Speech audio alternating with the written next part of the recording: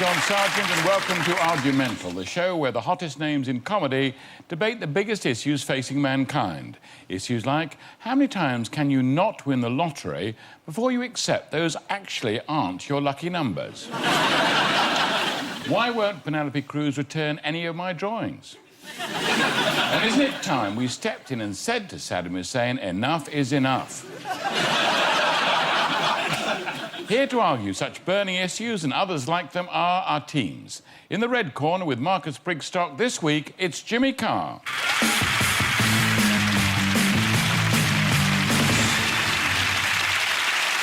And joining Rufus Hound in the blue corner, please welcome Sarah Millican.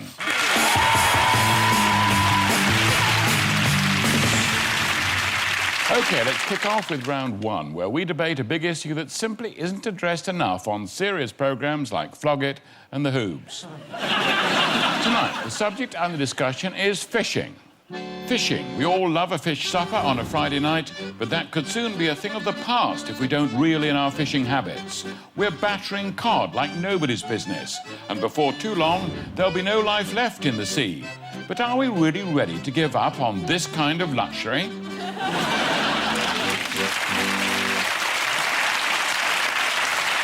But the issue I want the teams to argue over is this. If a dolphin has to die so that I can have a tuna sandwich, then so be it. Proposing this statement on behalf of the blue team, it's Sarah Millican. Yes. Come on.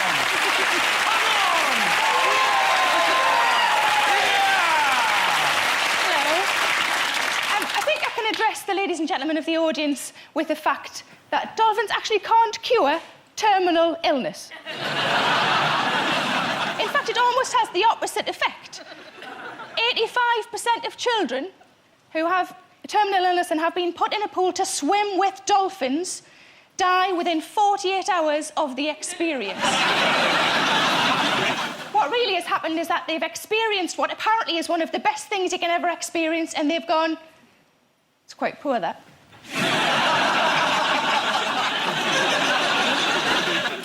It's almost about the fact that dolphins have better PR than tuna, don't they? They do. They have a better image. No Athena print ever came out of a tuna majestic at play, did it? No. It was always dolphins and whales, because whales are better still. It's like the scale, you know. I think dolphins are, you know, slightly pathetic whales. Where I'm going with that. There is, in case you don't know, there is a new foundation that's been brought about for people who don't have as much money but still have children who are dying. It's like a budget foundation. And instead of swimming with dolphins, what you do is you have a bath with a tuna. And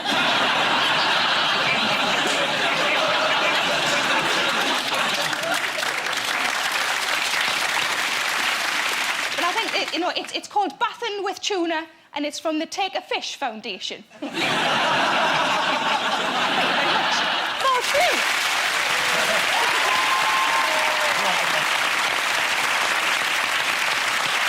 Thank you, Sarah. OK, next up, opposing the statement on behalf of the red team, it's Marcus. Well, Marcus.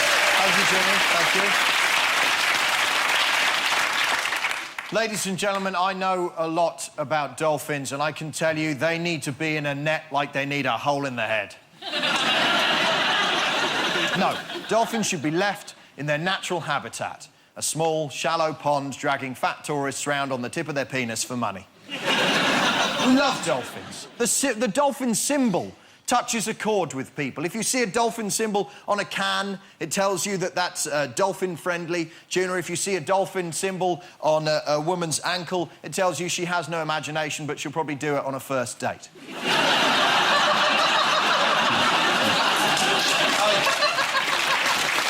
They have a prehensile penis. A penis able to dig and pick up small objects like rocks and stones. Imagine if people had that ability. Time Team would be unwatchable. If you went to buy your tuna sandwich and you got to the checkout and they said, there's your tuna sandwich. Oh, before you take it, we just want to show you something. And then they unveiled a big pool with a dolphin in it and a man standing at the edge going... And the dolphin came swimming up going... And then just as you were handed your sandwich, they went... and shot it in the face. You wouldn't happily eat that sandwich. Right? It's only because it's in the water and we think we can't see it. You wouldn't eat a bacon sandwich if they showed you a video of the pig being murdered with a peacock. Even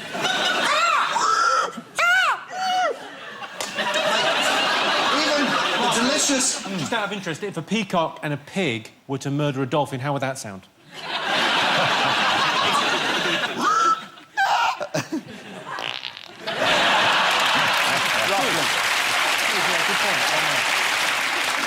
You wouldn't eat crisps if a kitten had to die. There's less of a link on that one. The kind of fishing they do with these enormous nets. Imagine if we got sheep like that on land. Imagine if someone just got a huge vehicle with a net on it and just scooped up all the sheep and a bus stop and a mobility scooter and a very angry Welshman going, "Oh, bloody hell, I'm caught in a net lake, shit!" We wouldn't allow it to happen. And rightly so. Listen, you don't need to see dolphins die to provide you with a tuna sandwich. Killing dolphins serves no purpose. Thank you, votes for the red team.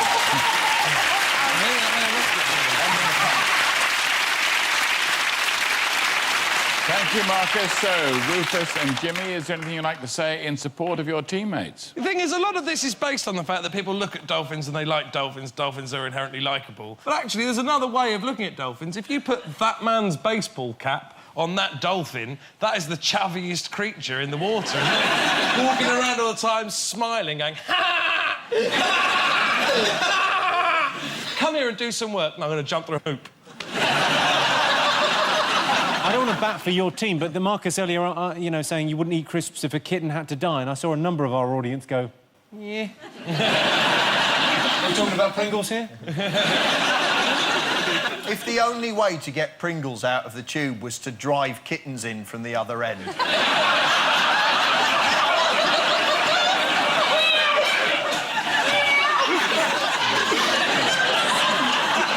And then you knew you'd run out of crisps when you bit a kitten's face.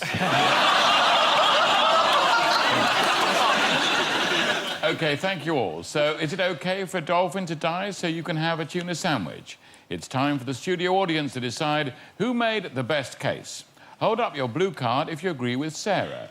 She thinks her tuna sandwich is more important than a dolphin, never mind being easier to fit in her lunchbox. And hold up your red cards if Marcus convinced you that no sandwich should involve the death of a dolphin. Unless, of course, it's a dolphin sandwich. So, vote blue for Sarah and red for Marcus. Vote now. Oh, that was so promising. So, that looks like a victory for the red team. Well done, Marcus and Jimmy. Good start. They convinced our audience that there is no excuse for killing a dolphin for the sake of a tuna sandwich. If every time you make a tuna sandwich a dolphin dies, then I'm going to go out on a limb here and say you're making it wrong.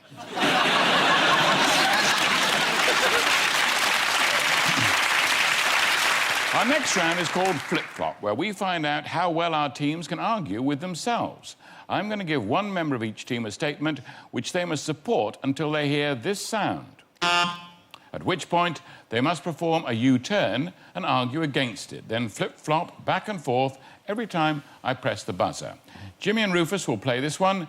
Jimmy, you're up first. I'd like you to start off by arguing that Brits abroad are excellent cultural ambassadors.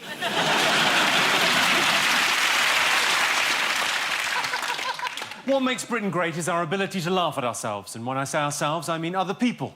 And when I say laugh, I mean invade. People think British people are lazy, but it takes years of practice to throw patio furniture that far across a piazza. Especially in the face of water cannon. We're not great cultural ambassadors, though. No, because... we take our holidays very seriously in this country. Nothing makes me more proud to be British than seeing people doing shots of Zambuca and downing pints at 7 a.m. in a departure lounge.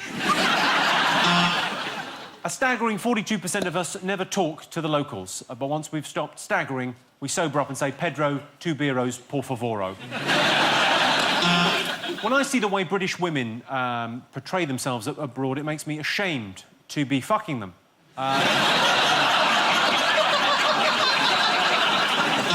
I'm joking a lot of the time. I am just filming from the... Anyway,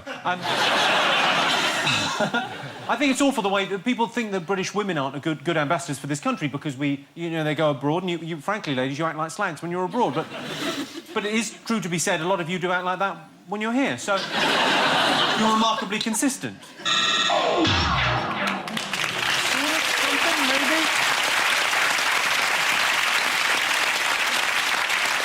Thank you, Jimmy. Well flip-flopped. Personally, I spent all my time abroad at my Spanish holiday home, and the only language the pool boy there needs to understand is wear shorter shorts.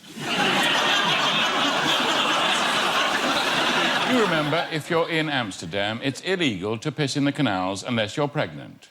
In my defence, I was so stoned that I thought I was.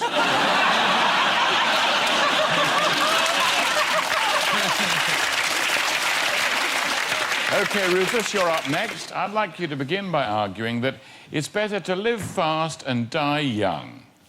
It's better to live fast and die young, which is not the same argument, I should point out, as only the good die young, as I was saying to Margaret Thatcher only the other day. Live fast and die young is about that rock and roll sensibility. It's about understanding that living is not the same as surviving, that life is vital, but merely existence is nothing. Whereas that is wrong, as if you go to Bournemouth, you'll know.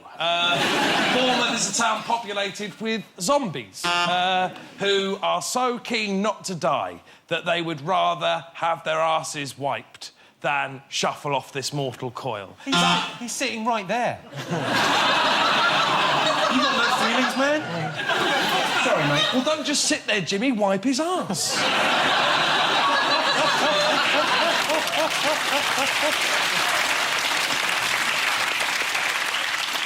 Writing jokes for this round would have required me to show the sort of adult sensibility of realising that I was coming here today and that a bit of organisation, a bit of knuckling down would have done me quite good. But I was too busy fucking two whores. Was I smacked off my tits on heroin? Yes. Yes, I was. I was chasing the dragon. I punched a child. But then that is because I live fast and I will die young.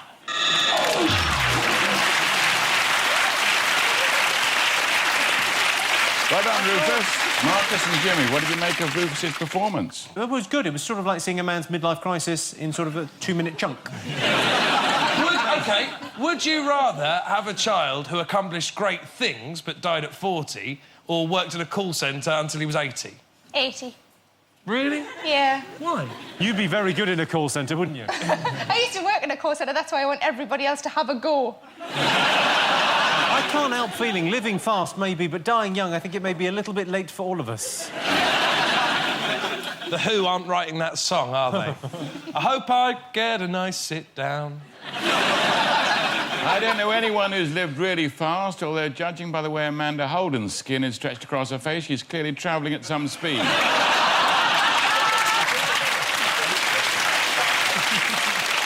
Time for the studio audience to decide who flipped and who flopped. If you thought Jimmy flip-flopped best about Brits in their flip-flops, vote red. But if you thought Rufus flip-flopped best about living fast and dying young, then vote blue. So it's red cards for Jimmy or blue cards for Rufus. Vote now.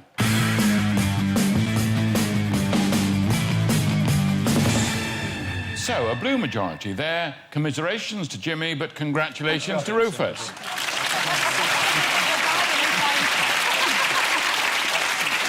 Join us after the break, when we'll be asking whether God will forgive Richard Dawkins and finding out what sort of debate these two lovely ladies are going to help our panellists with.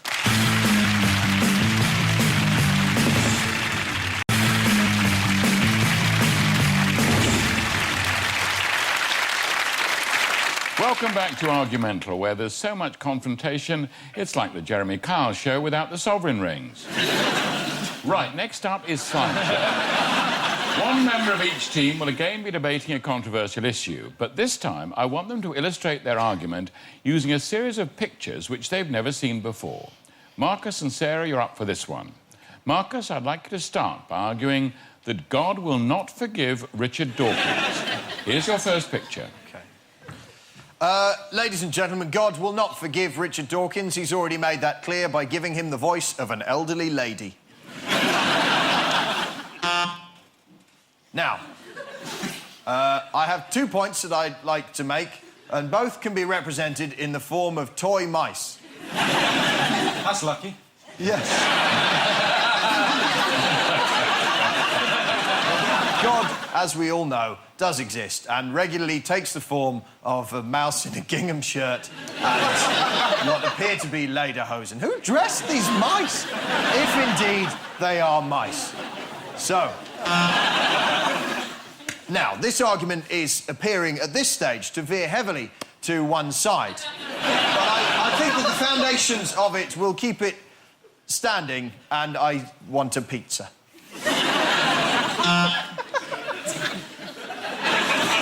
Yes, there we are, the chimpanzee, ladies and gentlemen, something that Richard Dawkins absolutely insists we are descended from. But as many a clever Christian has pointed out, if we're descended from monkeys, why are there still monkeys? Well, because you've never read anything, you cretins. What is that? What is that? I think it's a lady's twinkle. I've not seen one up close, but I'm pretty sure.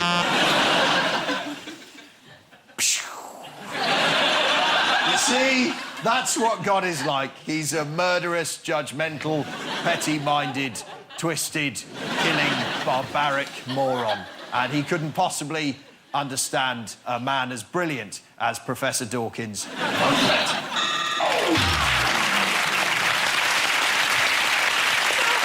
Thanks, Marcus. Sarah, I'd like you to argue the opposite, that God will forgive Richard Dawkins. Here's your first picture. I'm so glad that Marcus, thank you, has clarified that Richard Dawkins is who I thought he was. I always get him mixed up with Dan Brown. Oh, thank you. Peter O'Toole is also old, much like Richard Dawkins. And they were both in Lawrence of Arabia. Little known fact. And also, God will forgive Hitler when we eventually find him. Who knows where he is? I don't know, like the idea that I'm putting Hitler in the same camp as Richard Dawkins. That doesn't feel entirely comfortable, but sod it, I'm carrying on. Yes, of course, heaven does exist. I don't really believe this, by the way. Heaven does exist. Just to clarify, I've just been told to argue this. Shut up. And heaven does exist, but I don't think that God will be on the door. I think he's probably got staff for that, so I think people will sneak in. I think the only people who won't sneak in will be people who are wearing trainers and stag doos. Oh, red.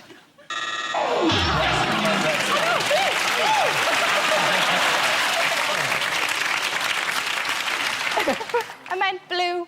Got carried away with the Mein Kampf picture. Thanks, Sarah. Rufus and Jimmy, what have you got to add? Well, I mean, if we're all God's children, what's so special about Jesus? He's a bit of a rebel. Hang around with 12 blokes. Hanging out with 12 guys in sandals. Hello. Fishermen, sailors. Hello. So, will God forgive Richard Dawkins? It's time for our studio audience to decide who made the best case. It's a red card for Marcus and a blue one for Sarah. Vote now.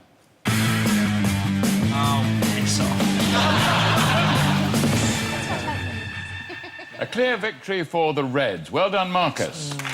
Rationality and science is one Please convince the audience that God will not forgive Richard Dawkins. Richard Dawkins cannot defeat Jesus in any way. Wasn't it Jesus that said, if you strike me down, I will become more powerful than you could possibly imagine? No, sorry, that was Obi-Wan Kenobi, but the point still stands. Christians believe God created us in his own image, so it's fair to assume he must look like Joe Brand too. It's on to our popular culture round now, where tonight's debate is on a topic which has often aroused my interest: sexual fantasies.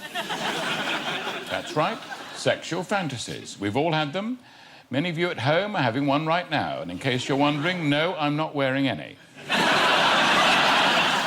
what happens when fantasy and reality meet? Well, we're going to find out tonight with the help of our special guests, Portia and Stacey.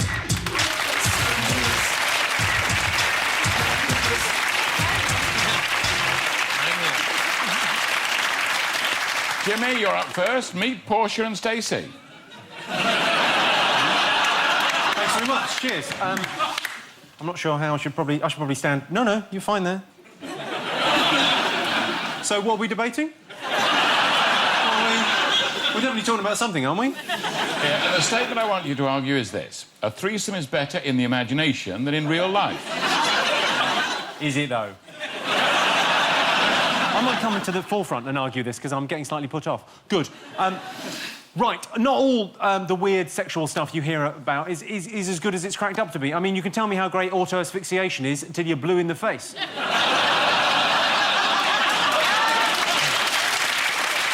Where are my manners? Let me just explain that to the blondes.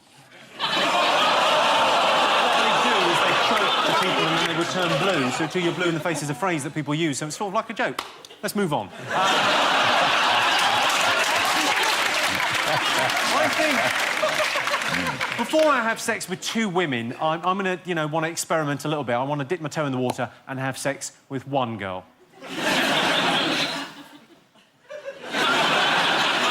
That one.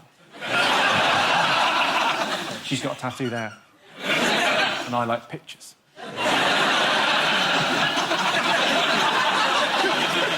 I think it is better in the mind. I told my girlfriend my ultimate sexual fantasy was to have two women at the same time, and she agreed, but then she was livid when I told her she wasn't either of them. I did have a threesome once. I did genuinely. I had a threesome once. It was amazing. I was going out with a girl who was a twin, and, so I asked. You don't ask, you don't get. I asked, I got. It was amazing.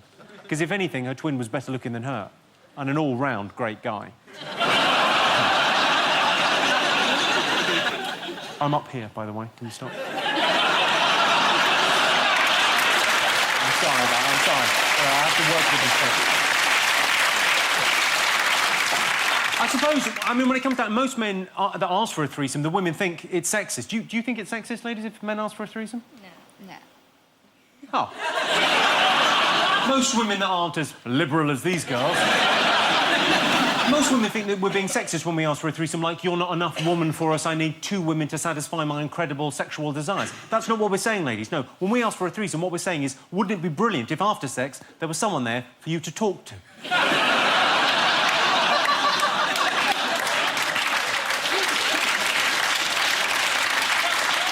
Whenever I'm with two women, it's difficult enough to get a word in edgeways, let alone my cock. That's just a joke. I've never had any kind of problem.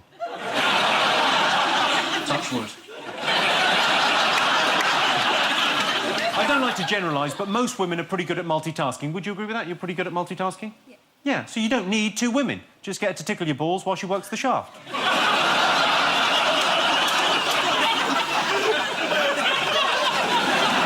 I rest my case.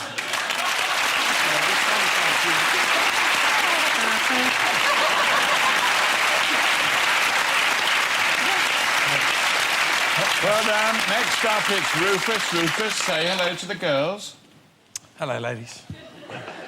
I'm being asked to argue that a threesome is better in real life than in the imagination. It is. But there is a chasm of difference between saying, I've climbed Everest, and I was thinking of climbing Everest. There has never been, nor will there ever be, a heterosexual man born on Earth for whom the threesome is not held as the holy trinity of sexual accomplishment. Every hero that has ever existed is rumoured to have indulged in physical congress with multiple partners. Errol Flynn, James Bond, John Sargent. I think it stems from our... Where do you think we got these two from?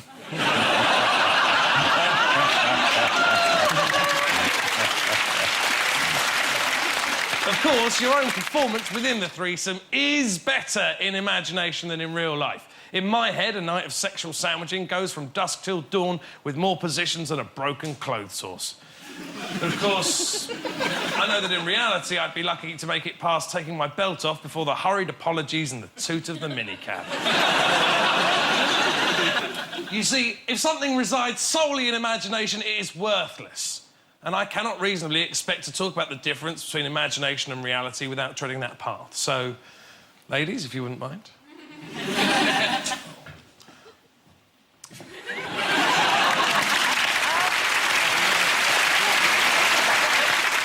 I realise we've now found ourselves in a camera run.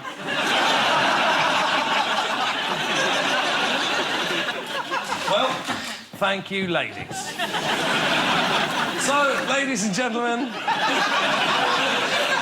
I can assure you there is nothing about that was better in the imagination. Vote blue. I thank you. Thank you.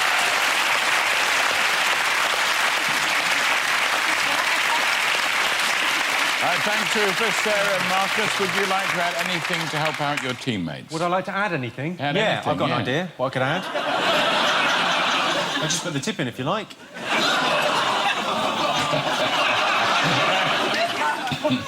I can't... No, the words. You can't speak. I can talk perfectly well. In my imagination, for example, the threesome that it would never actually happen, so already imagination has won. There's no way the two of these lovely ladies would be willing to indulge the kind of depravity that is going on in here right now. I got £4 grand that says they will.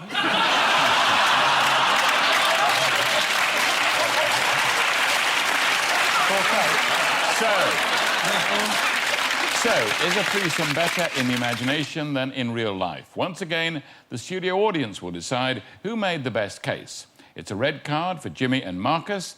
They think that 3 is a crowd in the bedroom. And it's a blue card for Rufus and Sarah. They'd like to make the beast with 3 backs. Dirty bastards. Vote now.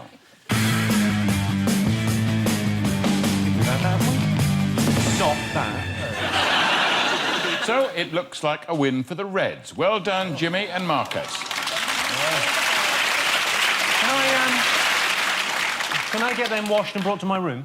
That is just a joke, don't wash them. Thanks very much, Portia and Stacey.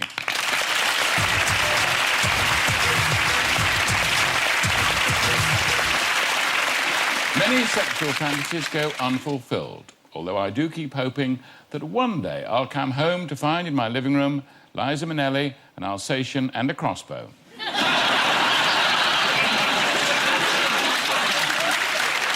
So the red team have won this round, which means this week's winners are the red team.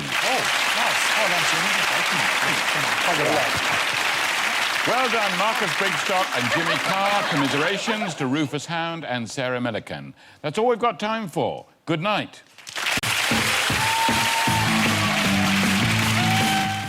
On Sunday night, hog the sofa as we have back-to-back episodes of Billy Connolly's World Tour of Australia.